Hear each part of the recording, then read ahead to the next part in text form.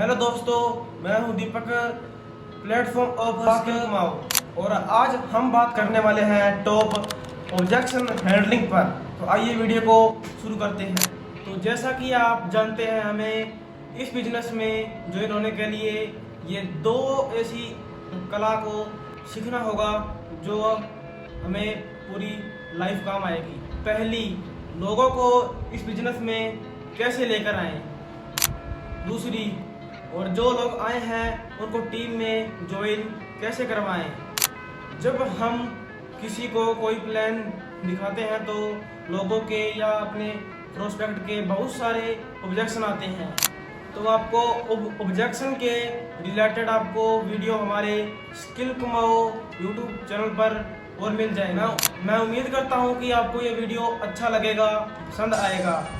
आज का हमारा पहला ऑब्जेक्शन ये है कि यदि आपका प्रोस्पेक्ट आपके पास आए और आपको ये बोले कि मैं ज्वाइन कर लूं, लेकिन मेरे साथ लोग नहीं जुड़े, तो मैं सेल नहीं कर पाया, तो अगर मेरा काम ये नहीं चलेगा तो क्या होगा।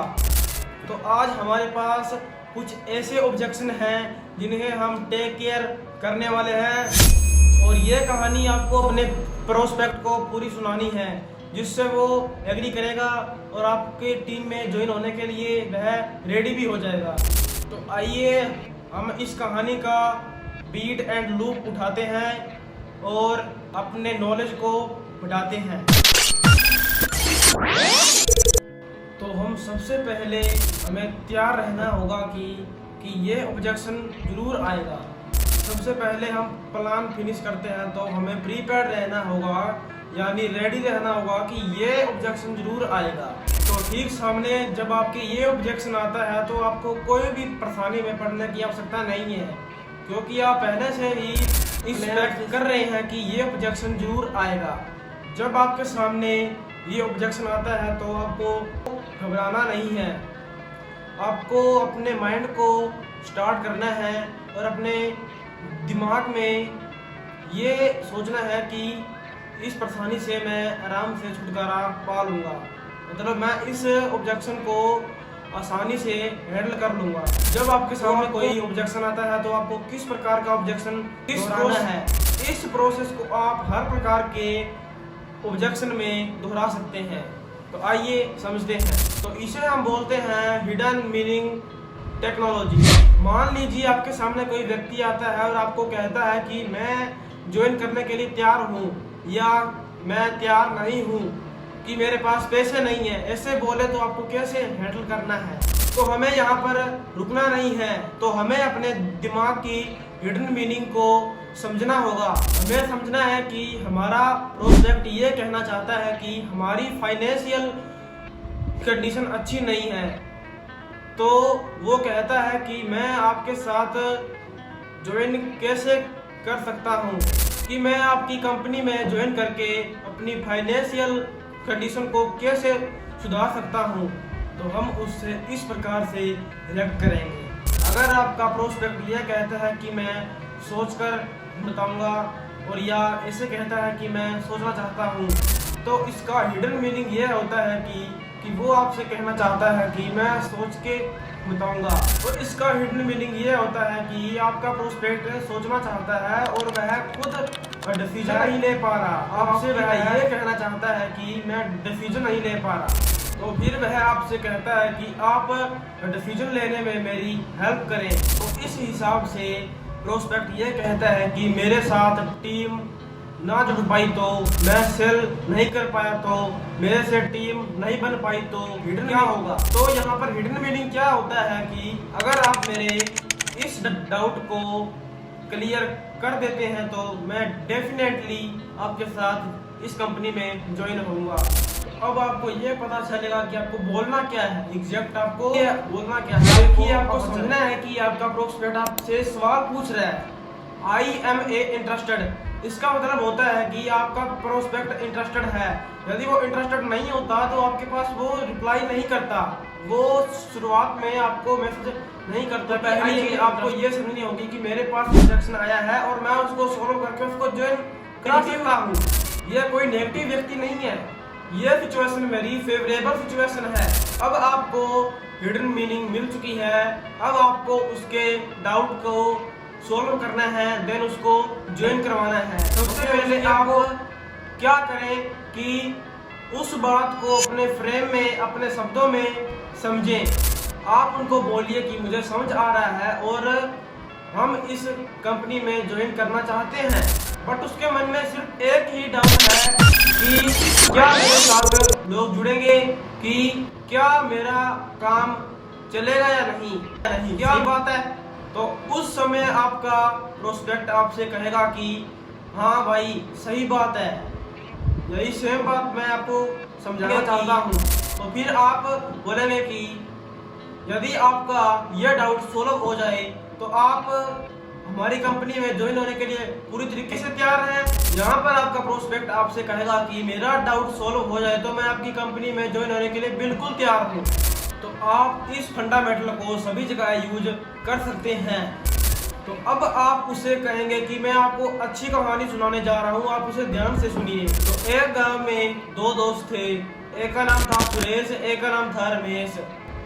ये दोनों ही ऑप्टिमराइट थे, ये जिंदगी में कुछ करना चाहते थे, दोनों ही आगे बढ़ना चाहते थे और यह दोनों ही ड्रीमर भी थे। दोनों साथ मिले और दोनों ने एक दूसरे से बात की कि हमें एक बिजनेस करना चाहिए।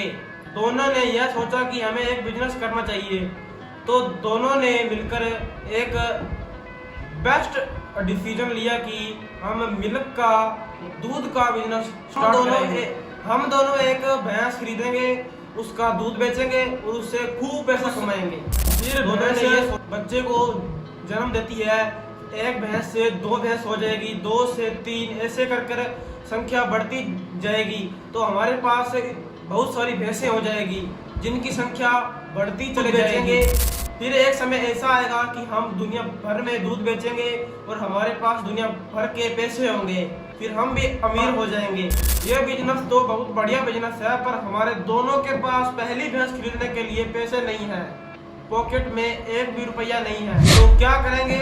दोनों ने आइडिया निकाला, दोनों शादीशुदा थे और दोनों ने एक आइडिया सोचा कि हम घर जाते हैं और अपनी बीवी से बात करते हैं और हम उनसे यह कहेंगे कि हमारे पास एक कंसेप्ट है जिससे हम अमीर बन सकते हैं।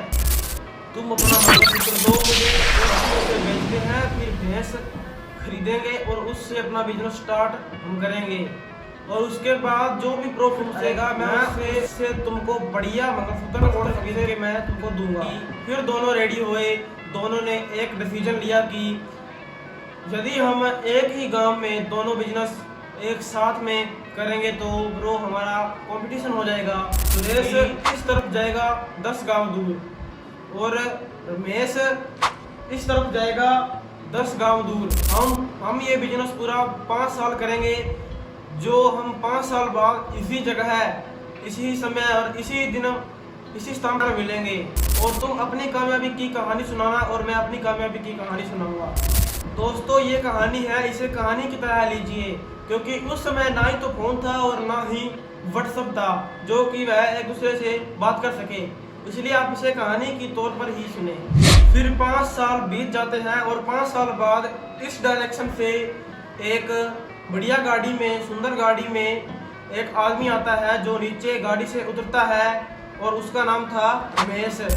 और इस साइड से एक आदमी आता है जो एकदम गरीब था, फटे हुए कपड़े पहने हुए थे और उसके पास एक साइकिल थी और बस साइकिल जो है अब जो है रमेश वो सुरेश को बोलता है कि अरे भाई तुम्हारी हालत ऐसी कैसे है, तो क्या हो गया? तो रमेश बोलता है कि अरे मेरी छोड़ो, अपनी बताओ, तुम इतने अमीर कैसे हो गए? क्या तुम्हें कोई जादू की छड़ी मिली है? तब रमेश कहता है कि जादू की छड़ी नहीं, हम दोनों ने आज से 5 साल पहले जो आइडिया डिसाइड किया था ये वही आइडिया है। मैं घर पर गया, अपनी बीवी से कहा मंगलसूत्र बेच देते हैं, उसने भैंस खरीदी, मंगलसूत्र को बेच दिया और 2 से 3, 3 से 4, आज मेरे पास 400 कैसे हैं, लेकिन तुम्हारी हालत ऐसे कैसे है?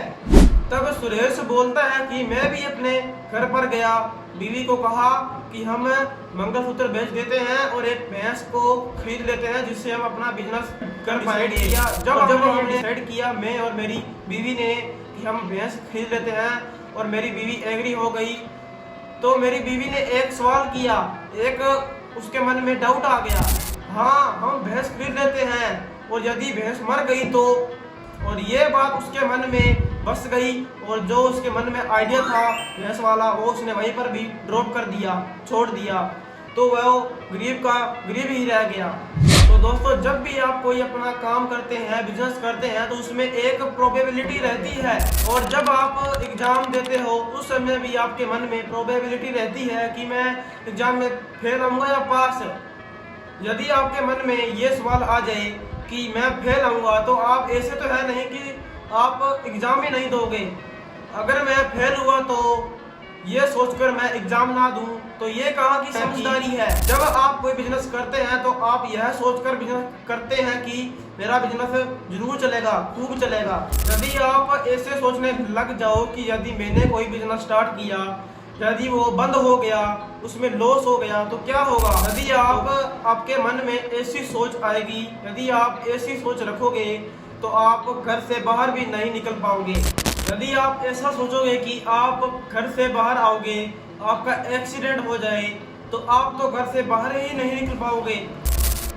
This is not a right way to leave the life. ये जिंदगी जीने का सही तरीका नहीं है। कोई भी दुकानदार दुकान या कोई शॉप खोलने से पहले किसी कस्टमर के पास नहीं जाता, उनको ऐसे नहीं बोलता कि आप मुझे 100% बताओ कि आप मेरे दुकान पर सामान खरीदने आओगे या नहीं। जैसे आप मान लीजिए आपको एक पान की दुकान खोलनी है, तो आप 50 लोगों के पास एग्रीमेंट कराने जाओगे कि भाई आप मेरी दुकान से पान खरीदोगे तो ही मैं ये शॉप ओपन करूंगा पान वाली। दुकान पहले खोलिए, कस्टमर अपने आप आएंगे।